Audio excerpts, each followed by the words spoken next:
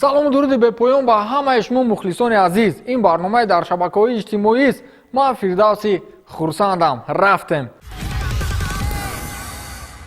боз ҳамин мавзӯи Неймар дар расонаҳои иттилоотӣ паҳн шуд ва ҳеҷ ҳамин пойгоҳии иттилоотӣ мавзӯи Неймарро сар доданӣ нестанд.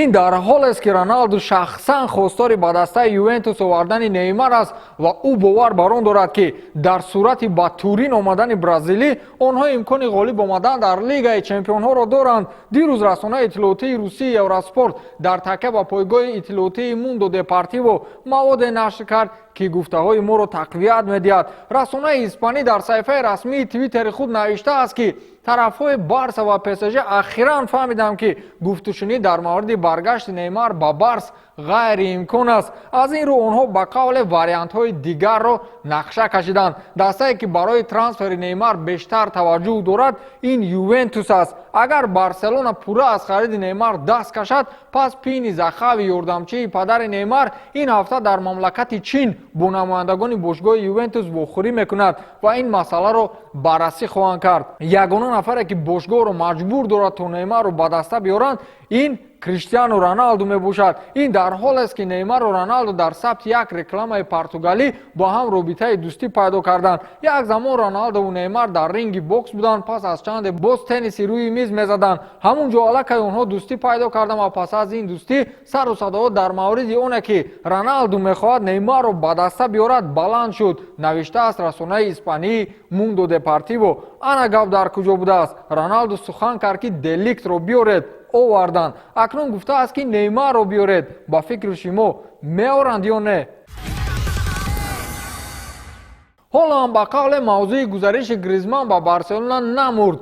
Хавиер Тебас, президенти Ла Лига, дирӯз дар эфири радио гуфт ки мо қатъ мекунем гузариши Гризманро ба Барселона. ин сухани Хавиер Тебас чӣ маънӣ дорад? Гризманро ба чунин пули калон ба Барс оварданд. болои сухта намакоб дигар ӯро дар Мадрид дӯст намедоранд. агар ин трансфер қатъ гардад, аҳволи Гриз чӣ мешавад? ин дар ҳол аст ки дастаи Атлетико Мадрид барои гуфтушуниди пешакии намояндагони Барселона ва худи Гризман ба сифати пешпардохт бояд 80 миллион еврои дигар биёранд. Барселона ин чизро рад мекунад. ин қазия боис шуд то дар идораи Ла Лига баҳс барпо шавад. аз ин хотир президенти Ла Лига Хавиер Тебас дирӯз ба рӯзноманигорон гуфтааст ки дар сурати ба мувофиқа наомадани Барселона ва Атлетико мо маҷбур мешавем гузаришро қатъ намоем. ана ин хел гапҳост дар Испания. мо фақат интизор мешавем ки ҳамин қазия чӣ хел тамом мешавад.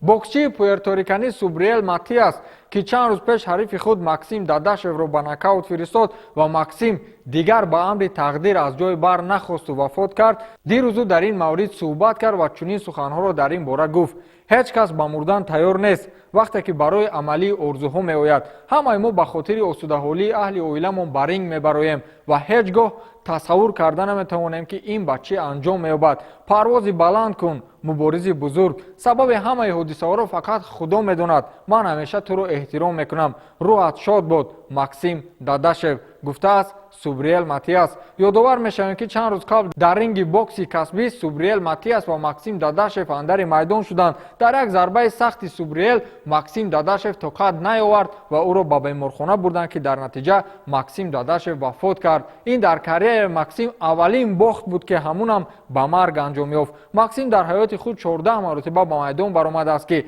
дар 13 тои он ғолибият ба даст овардааст ва дар 14-умаш фавтид. Субриэл Матиас маблағеро ки бояд барои ғолибият ба ӯ медоданд рад кард, нагирифт. барои ғолибият бояд Субриэл $75,000 мегирифт ки нагирифт. мо низ тану ҳаминро мегӯем. роҳат шод бод, Максими бузург.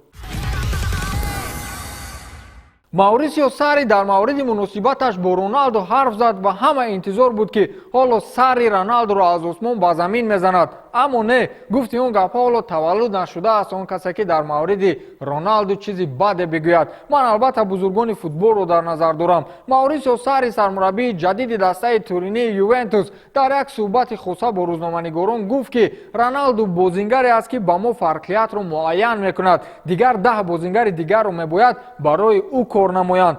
ман аҳамият додам ки чӣ хел Роналдо дар мавқеи чап бозӣ мекард ва ҳамчунин дар марказ барои форварди дигар имконият фароҳам меовард. Роналдо зуд мавқеашро иваз мекунад. аз ин рӯ мо бояд ҳамавақт дар ин ивазшавӣ омода бошем то ӯро бифаҳмем, чун танҳо ӯ метавонад футболро дар як лаҳза дигар кунад, гуфтааст Маурисио Сарри. дигарон дунболи ҷангу ҷанҷоли Роналдо бо сармураббӣ гаштанд, аммо онҳо ақидаи дигар доранд. бозингари нави Барселона Антуан Гризман дар мавриди гузариши Неймар ба Барселона андешаи худро гуфт. ӯ дар як суҳбати хоса бо рӯзноманигорон гуфт ки олӣ мешуд агар Неймар ба Барс бармегашт, аммо мутаассифона мисле ки корҳо дар ин самт барор намегиранд. Неймар бозингари хуб аст, аммо мо ба боварӣ гуфта метавонем ки Дембеле, Каутиньо ва Малком аз ӯ кам нестанд ва мо аз онҳо умед дорем. мақсади Гризманро шояд бисёриҳо нафаҳмиданд, вале ба фикри баъзеҳо Неймар барои Гризман ҷои танкуне беш нест. ба ҳамин тамом, то барномаи дигар, хайр.